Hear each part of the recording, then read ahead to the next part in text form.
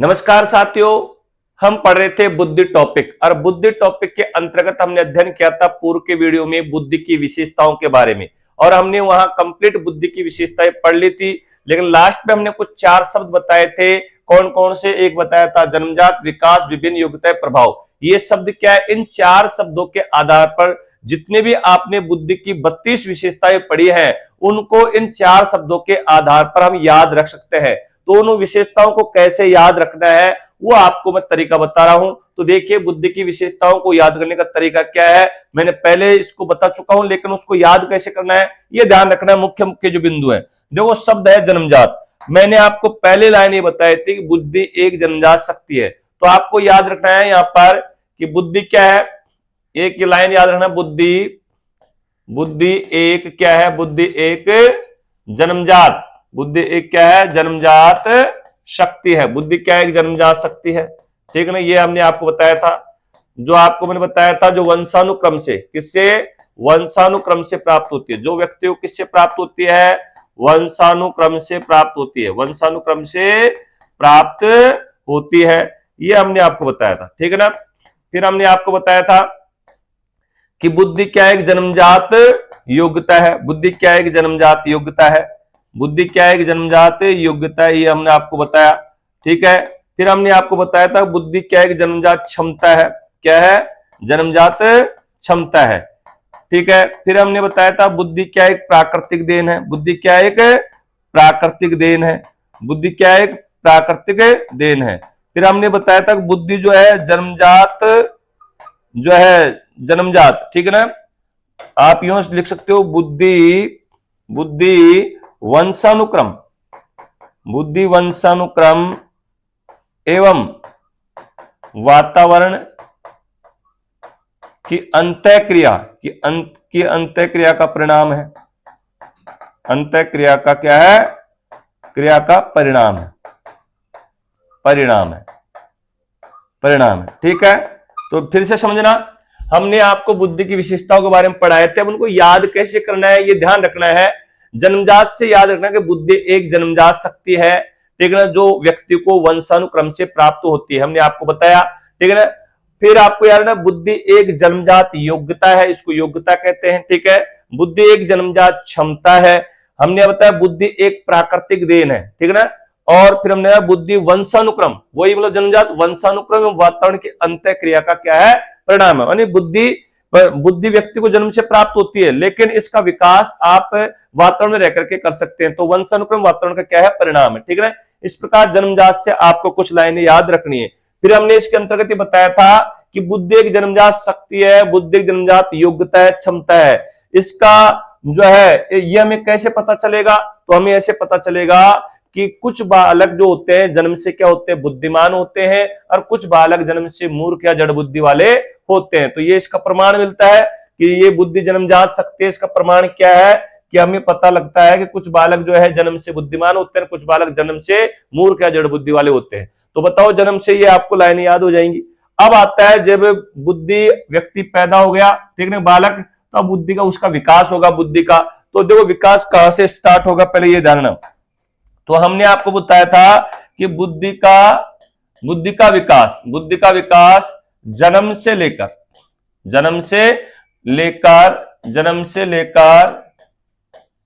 किशोरावस्था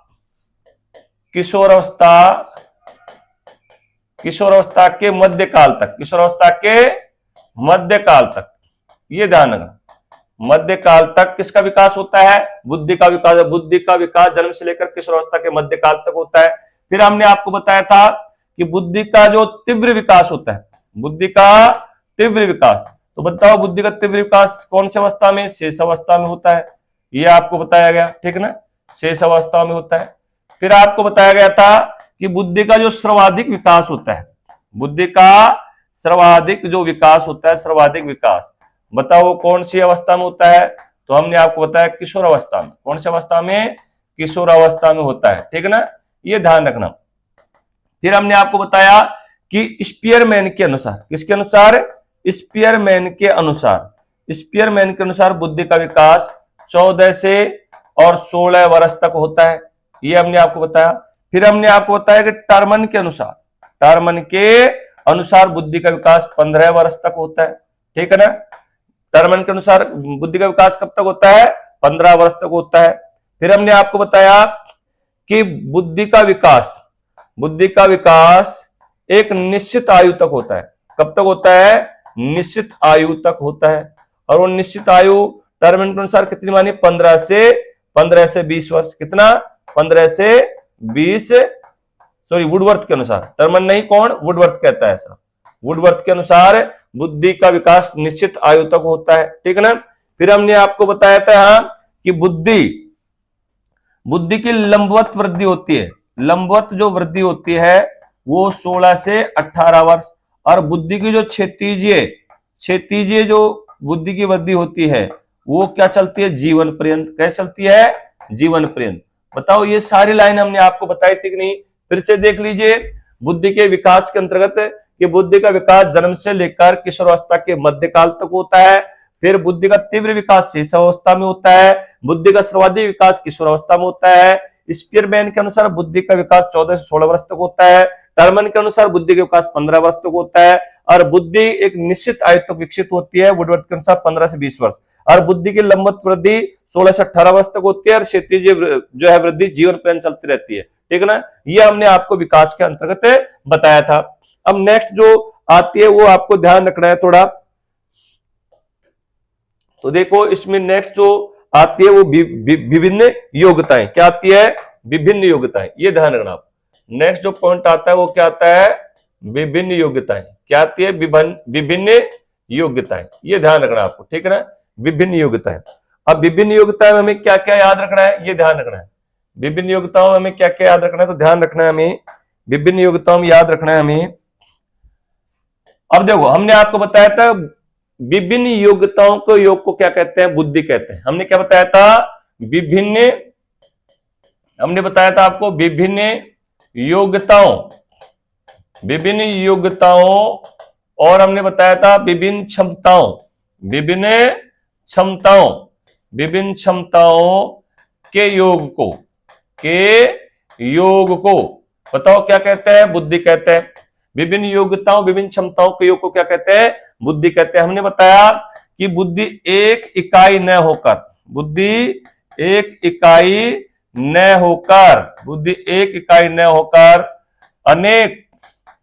अनेक इकाइयों का संगठन है। क्या है? अनेक इकाइयों का संगठन है। यह हमने बताया, ठीक है ना। फिर हमने बताया बुद्धि बहुआयामी योग्यता है। बुद्धि क्या है? बहुआयामी योग्यता है। बुद्धि क्या है? बहुआयामी योग्यता है, ठीक है ना। हमने बताया आपको बुद्धि क्या है? बहुआयामी योग्यता है। अब ये बहुआयामी विभिन्न योग्यताएं कौन सी है? तो देखो, बुद्धि एक समायोजन की योग्यता है। हमने आपको बताया बुद्धि क्या है? समायोजन की योग्यता है, ठीक है। फिर हमने आपको बताया बुद्धि क्या है? समस्या समाधान की योग्यता है। बुद्धि क्या है? समस्या समाधान की योग्यता है। बुद्धि क्या है? तो हमने बताया सतर्क रहने की योग्यता है। बुद्धि क्या है? सतर्क रहने की योग्यता है। हमने आपको बताया बुद्धि क्या है? तो हमने आपको बताया बुद्धि जो है अमूर्त चिंतन की योग्यता है। बुद्धि क्या है? अमूर्त चिंतन की योग्यता है, ठीक है ना। बुद्धि क्या है? संबंधों को समझने की योग्यता है। बुद्धि क्या है? संबंधों को समझने की योग्यता है। इस प्रकार जो है ये विभिन्न योग्यताएं कौन सी हमने आपको बताया था? विभिन्न योग्यताएं। तो विभिन्न योग्यताओं के योग को बुद्धि कहते हैं। विभिन्न क्षमताओं के योग को बुद्धि कहते हैं। बुद्धि एक इकाई न होकर अनेक इकाइयों का संगठन है। एक क्या? बुद्धि एक अमूर्त संप्रत्यय, अमूर्त अवधारणा है। बुद्धि बहुआयामी योग, बुद्धि एक बहुआयामी योग्यता है। अब ये बहुआयामी विभिन्न योग्यताएं कौन सी है? बुद्धि समायोजन की योग्यता है। बुद्धि जो है सतर्क रहने की योग्यता है। बुद्धि सीखने की योग्यता है। बुद्धि संबंधों को समझने की योग्यता है। बुद्धि आत्म विश्लेषण करने की योग्यता है। बुद्धि अमूर्त चिंतन करने की योग्यता है। बुद्धि सीखने, अधिगम व समायोजन की योग्यता है। ये हमने सारी जो चीजें जो है विभिन्न योग्यताओं के अंतर्गत आपको बताया था। प्रभाव में हमने आपको बताया था कि बुद्धि पर लिंग भेद, बुद्धि पर क्या है? एक तो लिंग भेद व जाति विशेष का कोई प्रभाव नहीं पड़ता है। ये ध्यान रखना, बुद्धि पर लिंग भेद व जाति विशेष का कोई प्रभाव नहीं पड़ता है। फिर हमने बताया था कि बुद्धि पर सर्वाधिक प्रभाव बुद्धि पर सर्वाधिक प्रभाव बताओ किसका पड़ता है? सर्वाधिक प्रभाव वंशानुक्रम का पड़ता है। किसका पड़ता है? वंशानुक्रम का पड़ता है। फिर हमने आपको बताया था कि बुद्धि पर जो है देखो वंशानुक्रम, वातावरण का प्रभाव, वातावरण का प्रभाव, वातावरण का प्रभाव, वातावरण का प्रभाव कितना? 10 बिंदुओं तक पड़ता है। कितने? 10 बिंदुओं तक पड़ता है।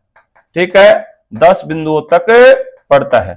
ये हमने आपको किसके अंतर्गत बताया था? बुद्धि की विशेषताएं।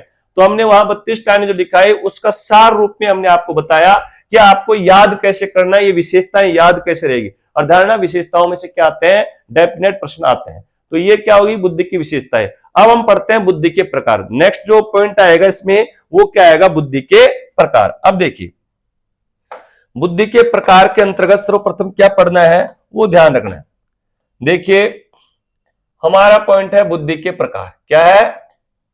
बुद्धि के प्रकार, बुद्धि के प्रकार।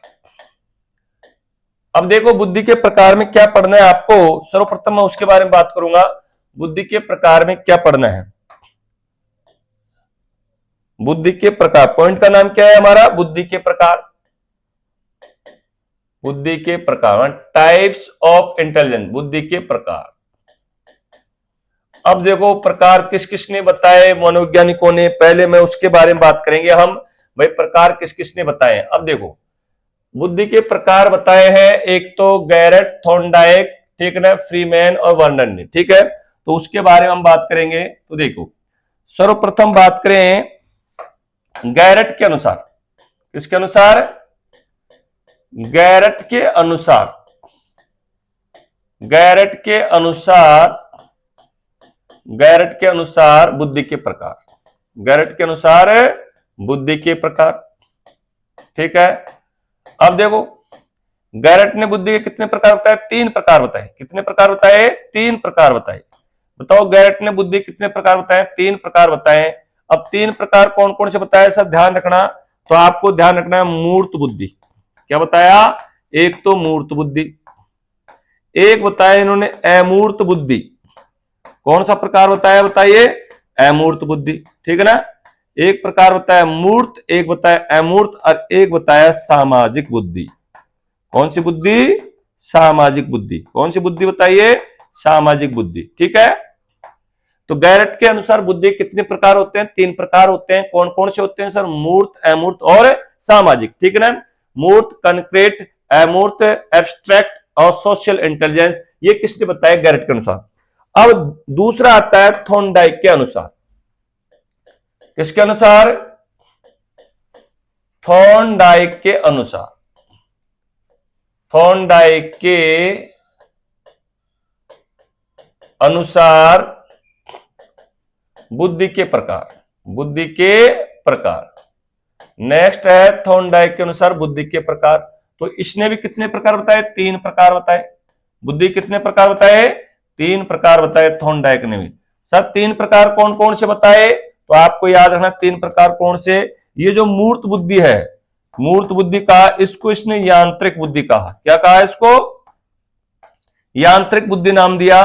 और जो अमूर्त है वो अमूर्त रहा, इस यहां पर भी अमूर्त बुद्धि। ठीक है ना, और जो तीसरे नंबर के वो कौन सी है? सामाजिक बुद्धि। कौन सी बुद्धि है? सामाजिक बुद्धि। ठीक है ना, सामाजिक बुद्धि। क्लियर है? फिर से देखो थॉर्नडाइक के अनुसार बुद्धि के कितने प्रकार है? 3 प्रकार है सर। कौन कौन से हैं? मूर्त यानी यांत्रिक, इसने मूर्त को क्या नाम दिया? यांत्रिक या गामक बुद्धि, अमूर्त बुद्धि और सामाजिक बुद्धि। तो थॉर्नडाइक के अनुसार 3 प्रकार हो गए। मूर्त यानी यांत्रिक, गामक, यांत्रिक गामक, मूर्त यांत्रिक गामक, तीन इनके नाम है। फिर अमूर्त, फिर और सामाजिक बुद्धि। ठीक है, नेक्स्ट जो आता है वो कौन आता है? तो जानना नेक्स्ट जो आएगा वो वर्णन के अनुसार। किसके अनुसार? वर्णन के अनुसार, वर्णन के अनुसार। ठीक ना, बुद्धि के प्रकार। वर्णन के अनुसार किसके प्रकार है? बुद्धि के प्रकार। अब देखो बुद्धि के अर्थ भी बताए इन्होंने यही, और बुद्धि के प्रकार भी बताए ये वर्णन ने। तो जानना 3 प्रकार, 3 प्रकार बताए किसने? वर्णन ने। ठीक है ना, अब 3 प्रकार कौन कौन से? तो देखो कौन कौन से बताए। तो मनोवैज्ञानिक, मनोवैज्ञानिक, जैविक और संक्रियात्मक। ध्यान रखना, इन्होंने ये बुद्धि के 3 अर्थ भी बताए हैं। वर्णन के अनुसार बुद्धि के प्रकार 3 प्रकार है, मनोवैज्ञानिक, जैविक और संक्रियात्मक। ठीक है, इस प्रकार है संक्रिय, संक्रियात्मक। ठीक है, आगे जो आएगा वो आएगा कौन? फ्रीमैन। कौन है? फ्रीमैन। तो याद रखना, फ्रीमैन के अनुसार, किसके अनुसार? फ्रीमैन के अनुसार बुद्धि के प्रकार। फ्रीमैन के अनुसार किसके प्रकार? बुद्धि के प्रकार। फ्रीमैन के अनुसार बुद्धि के प्रकार देखना आप। तो ध्यान, फ्रीमैन ने कितने प्रकार? तो यहां याद रखना, इसने 4 प्रकार बताए। कितने प्रकार बताए? 4 प्रकार बताए। फ्रीमैन ने बुद्धि कितने प्रकार बताए? तो आपको याद रखना है 4 प्रकार बताए। अब 4 प्रकार कौन कौन से बताए? ध्यान रखना, तो इसने बताया समायोजन की योग्यता, समायोजन की योग्यता, समायोजन की योग्यता। ठीक है, दूसरा बताया इसने जो है अमूर्त चिंतन की योग्यता, अमूर्त चिंतन की योग्यता।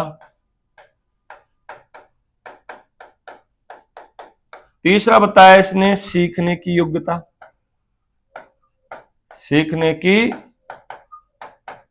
योग्यता। और चौथा बताया शक्तिपुंज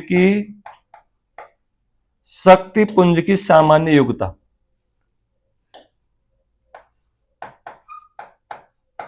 शक्तिपुंज की सामान्य योग्यता, सामान्य योग्यता। ठीक है ना, यानी समुच्चय के रूप में, विभिन्न समुच्चय के रूप में बुद्धि, विभिन्न समुच्चय के रूप में बुद्धि। फिर से सुन लीजिए, बुद्धि के प्रकार। बुद्धि के प्रकार जो मनोवैज्ञानिकों ने बताए हैं, पहले मैं उसके बारे में बात कर रहा हूं। गैरट, थॉर्नडाइक, वर्नन, फ्रीमैन। गैरट ने बुद्धि के कितने प्रकार बताए? 3 प्रकार बताए। थॉर्नडाइक ने 3 प्रकार बताए। वर्नन ने 3 प्रकार बताए। और ये वर्नन ने बुद्धि के अर्थ बताए 3, ध्यान रखना। और फ्रीमैन ने बुद्धि के 4 प्रकार बताए, ये अर्थ भी बताए, ध्यान रखना। ये इन्होंने, फ्रीमैन और वर्नन ने ये बुद्धि के अर्थ और प्रकार बताए, ध्यान रखना इस बात को भी। ठीक है ना। अब देखो, गैरट के अनुसार बुद्धि के 3 प्रकार कौन कौन से? मूर्त, अमूर्त, सामाजिक। मूर्त, अमूर्त और सामाजिक। और ध्यान रखना, थॉर्नडाइक के अनुसार यांत्रिक, अमूर्त, सामाजिक। यांत्रिक, मूर्त को क्या कहा इसने? यांत्रिक व गामक कहा, तो यांत्रिक, अमूर्त, सामाजिक। और यहां पर जो वर्णन के अनुसार जो बुद्धि के प्रकार है वो कितने हैं? तो याद रखना 3 है, मनोवैज्ञानिक, जैविक और संक्रियात्मक। मनोवैज्ञानिक, जैविक और संक्रियात्मक। ठीक है। और फ्रीमैन के अनुसार जो बुद्धि के प्रकार है वो कितने प्रकार है? तो आपको याद रखना है वो 4 प्रकार बताए इसने। कितने प्रकार बताए?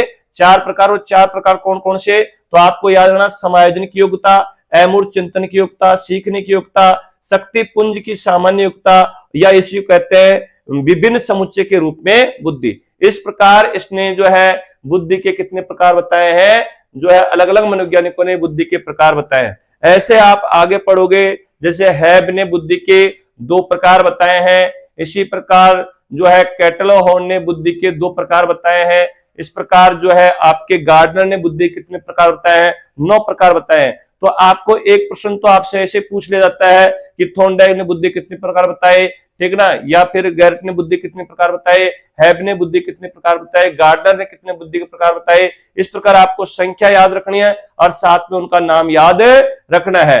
ठीक है, आज के लिए इतना ही। फिर मिलते हैं नेक्स्ट वीडियो में बुद्धि के प्रकार, क्योंकि याद नहीं हो पाएगा तो वीडियो ज्यादा लंबा हो जाएगा। तो आगे मिलते हैं नेक्स्ट वीडियो में बुद्धि के प्रकार का टॉपिक लेकर के। Thank you.